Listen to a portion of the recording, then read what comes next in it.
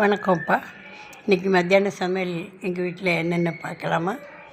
மருமக சிக்கன் 65 பொரிச்சுட்ருக்காங்க பேரனுக்காக. நாங்கள்லாம் சாப்பிட முடியாது, அவனுக்காக தான் இது பொரிச்சுட்ருக்காங்க. நேற்று மதுரைக்கு டூர் போயிருந்தான்.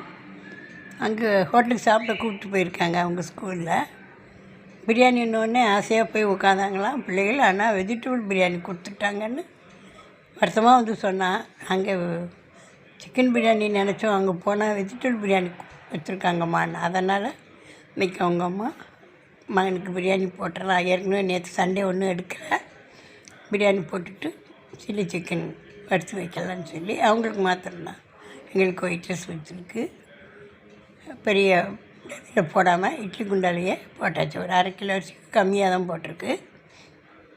கொஞ்சோண்டு கறி பிரியாணி போட்டு மீதியெல்லாம் குழம்பா எடுத்து வச்சுருக்காங்க. சிக்கன் குழம்பு காலையிலே மாவாட்டி வச்சாச்சு. அதனால் இந்த குழம்பு நைட்டு எடுத்துக்கலாம் அப்படின்னு சொல்லி சேர்த்து குழம்பு வச்சுருக்காங்க. அவங்க 2 பேரும் பிரியாணிக்கு ரைத்தா பண்ணி